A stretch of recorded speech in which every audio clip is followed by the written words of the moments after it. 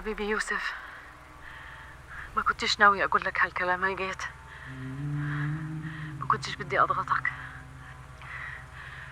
لكن شكله إني ممكن ما لاقيش فرصة تانية. يوسف أخويا وسندي، بدي أوصيك على آدم. دير بالك عليه. صحيح هو عنيد، لكن هو جدع وذكي وطيب وكريم وقوي. دير بالك عليه يا أخوي، طول روحك عليه. هو بحاجة إلك، إنك تحس فيه، تحس بوجعه وبخربطته. أنت أكتر واحد قادر تحس فيه. هو بحاجة لإلك هلقيت بهالمرحلة الجديدة. بدي إياك تذكره باللي ربيتك عليه وربيته عليه، إنه ربنا موجود. الحمد لله. وإنه ربنا مع صاحب الحق ومع الحق شو ما صار بالدنيا.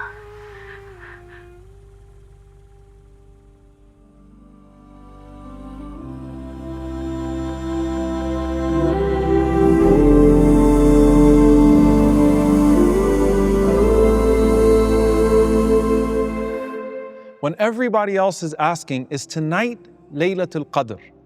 Our mother Aisha radiallahu ta'ala anha teaches us the right question to ask.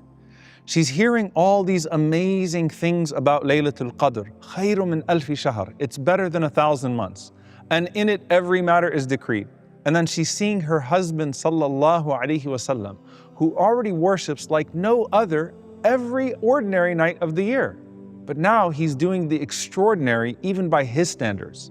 His tent is pitched in the masjid for the entirety of the last 10.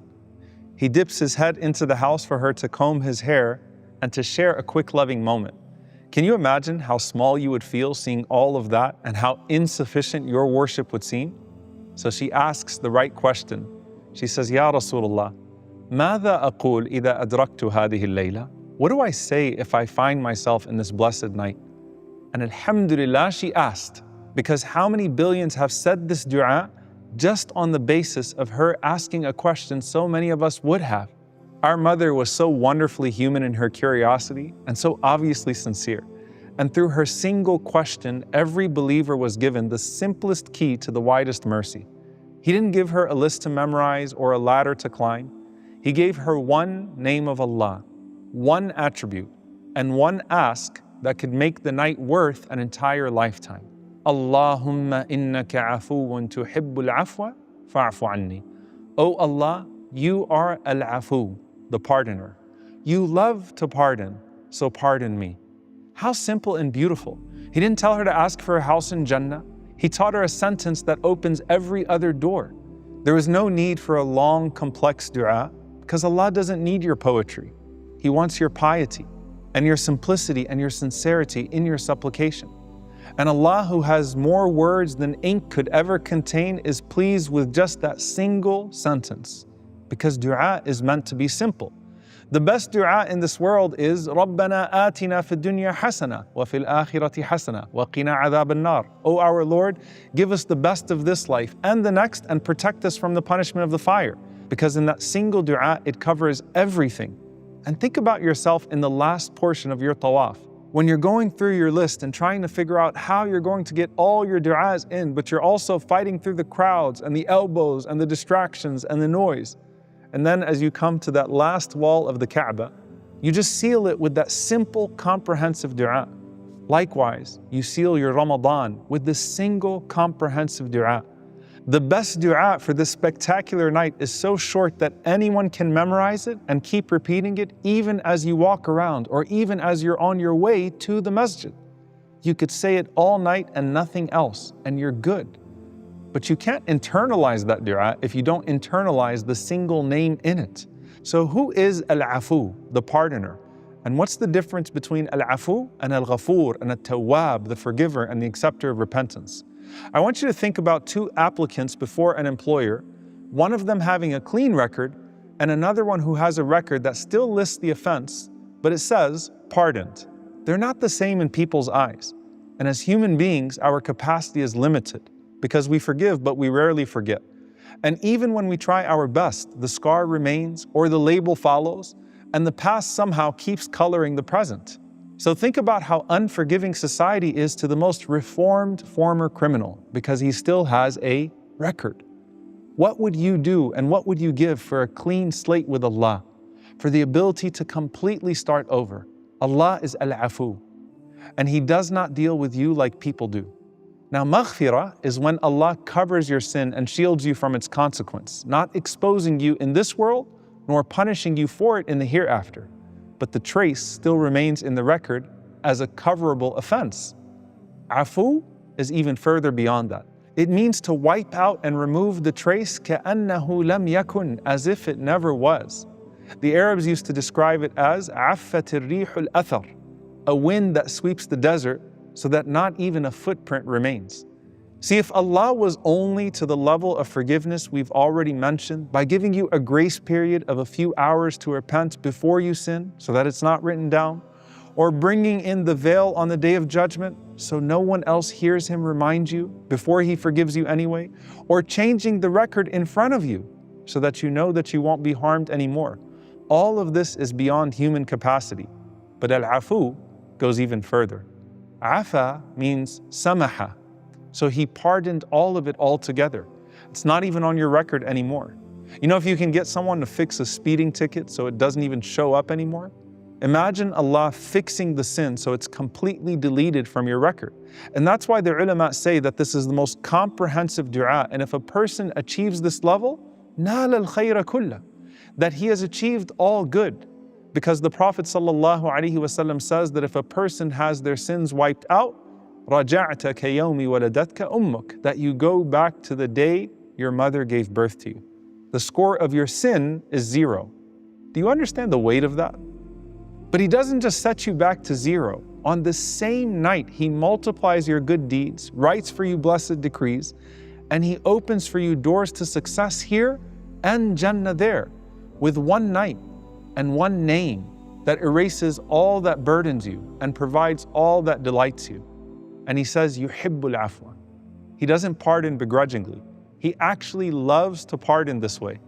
So while the angels are celebrating and clogging the heavens with salam, and the believers are congregating and sending up their most sincere prayers, releasing their heaviest burdens, Allah loves it all more than we do. Just like He's more joyous over our repentance than we are, even though we need Him and He doesn't need us. What if I'm still not worthy? Unlike us, His pardoning doesn't wait for your perfection or a perfect apology. And He doesn't say, I need some time, or I can forgive, but I can't forget. Tuhibbul afwa. It's His joy to let go of what would break you to keep holding. But He does call us to mirror that afwa in our own lives as well. And He knows it's hard for us. And that's why in the story of Abu Bakr radiallahu ta'ala anhu, when he found out that Mistah, his relative, who he used to give money to, was one of those that slandered his daughter, our mother, the wife of the Prophet sallallahu alaihi wasallam, Aisha radiallahu anha. And the only thing Abu Bakr does is he says, I'm no longer going to give him what I used to. Then Allah subhanahu wa ta'ala reveals, وَلْيَعْفُوا وَلْيَصْفَحُوا أَلَا تُحِبُّونَ يَغْفِرَ اللَّهُ لَكُمْ. Let them pardon and overlook. Don't you love when Allah pardons you? Go ahead and do it, Ya Abu Bakr. Not because you have to, but because you love to, for your Lord, who loves to pardon for you. So Abu Bakr not only forgave Mistah, he went back to giving him everything that he used to give him as if it never happened. That's afwa, erasure that not only cancels punishment, but restores relationships. And here's something that might surprise you. Do you know that if you follow the sunnah, you're not actually only asking al-afu for this gift in the last 10 nights of Ramadan, but actually 3 times a day at least? When? Abdullah ibn Umar radiallahu ta'ala anhuma said that the Prophet sallallahu alaihi wasallam never abandoned this dua every morning and every evening, meaning after Fajr and after Asr. Every day the Prophet sallallahu alaihi wasallam would say, Allahumma inni as'aluka al-afwa wal-afiyah fi dunya wal-akhirah. Allahumma inni as'aluka al-afwa wal-afiyah fi dini wa dunyaya wa ahli wa mali. Allahumma astir awrati wa amin rawati واحفظني من بين يدي ومن خلفي وعن يميني وعن شمالي ومن فوقي وأعوذ بك أن أغتال من تحتي. O Allah, I ask you for your pardon and well-being in my religious affairs and in my worldly affairs. O Allah, conceal my faults, calm my fears, and protect me from what is before me and behind me, from what is to my right and to my left, and from above me. And I seek refuge in you from being taken unaware from what is beneath me. What's the significance of asking Allah for al-afwa wal-afiyah? Al-afwa is to be pardoned from what's in the past. Al-afiyah is to be spared in regards to what's to come. And al-afu is the single Lord who can grant you both. Because if you truly are pardoned, then the door to everything else stays open. But you're also asking for protection from anything that might pull you down again, or afflict you in your health or well-being in the future. So that's 2 times a day. What's the 3rd time that you call upon Allah subhanahu wa ta'ala for this gift? The Prophet ﷺ said that whoever recites the last 2 verses of Surah Al-Baqarah at night before they sleep, kafata, those 2 ayahs are enough for him. And the dua ends with, wa'fu anna, waghfir lana, warhamna, anta mawlana, fansurna ala al-qawm al-kafirin. So let's break this down. Wa'fu anna, pardon us. Waghfir lana, forgive us. Warhamna, have mercy on us. And then grant us worldly victory. Did you notice that you're starting with the loftiest ask first? Because Allah is inviting you to be ambitious in your dua. It's just like when He tells you, when you ask for Jannah, ask for Al-Firdaus Al-A'la, the highest garden. And when you ask for forgiveness, don't settle for the small erasure of a single page. Ask for the sweeping wind that removes every trace. So the scholars of tafsir, they break this down in a few ways. Some of them said, wa'fu anna means wipe the trace and open the path. And if we're not worthy of that highest gift, waghfir lana, cover us and shield us from consequence. And if even that falls short because of who we are or what we're doing, warhamna, then at least let your mercy embrace us as it encompasses everything else. Other scholars said, with wa'fu anna, you're asking Allah to remove the distance that the sin placed between you and Him. Waghfir lana, you're asking Him to cover it from people so it doesn't harm you in their eyes. Warhamna, you're asking that He continue to show you mercy going forward so that your future is not defined by your past. And then comes the ask for worldly victory, because what stops us from true victory except for the burden of our own sins? When the companions used to face impossible odds, they didn't count their numbers, they questioned their hearts. They used to say, we only triumph over our enemies by obeying Allah, and if we disobey Him, then we become like them. And then their advantage over us is not by their strength, but by our sins. Victory doesn't come from our weapons, it comes from our worthiness. And one of the meanings of fansurna, coming after wa'fu anna, is that what would victory mean in this world if we ended up being humiliated in the hereafter? So you ask for the loftiest first, but the lowest ask is still significant. And then you count on the spectrum of Ar-Rahman all the way to Al-Afu to carry you somewhere in His all-encompassing mercy.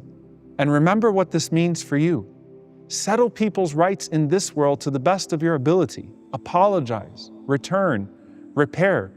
Because you don't want to meet Allah with a clean page on one side and then people's claims stacked on the other. And as you meet this incredible mercy from this incredible Lord tonight and all other nights, something changes inside of you. You're no longer dragging your shame behind you anymore. You're not letting yesterday define you. You stop introducing yourself to your own soul as the one who did that thing. And you start to believe that change is real, because Al-Afu already sees you as the one who returned, not the one who fell. He's not looking at the past you can't rewrite.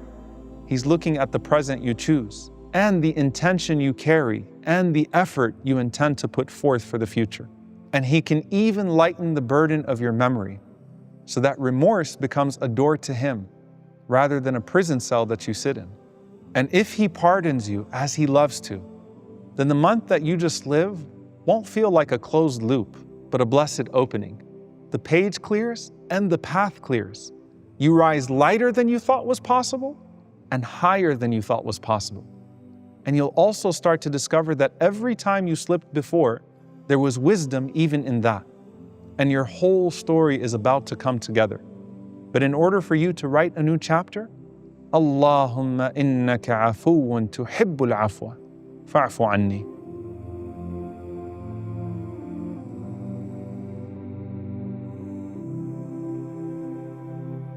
Ya Afu, erase what I've done in the mercy that only you can write. Wipe away the traces of every sin that followed me into this night, until I stand before you as if I'd never fallen. Let my shame become the soil from which sincerity grows, and my repentance the rope that pulls me back to you. You love to pardon, so pardon me completely. Forgive what I remember and what I've forgotten, what I've confessed and what I've concealed. Make my record as clean as the day you created me, and my heart lighter than it has ever been before. Let me walk out of this night free of what once chained me, hopeful in what awaits me, and humbled by the Lord who forgives simply because He loves to. وَلِلَّهِ الْأَسْمَاءُ الْحُسْنَى فَادْعُوهُ بِهَا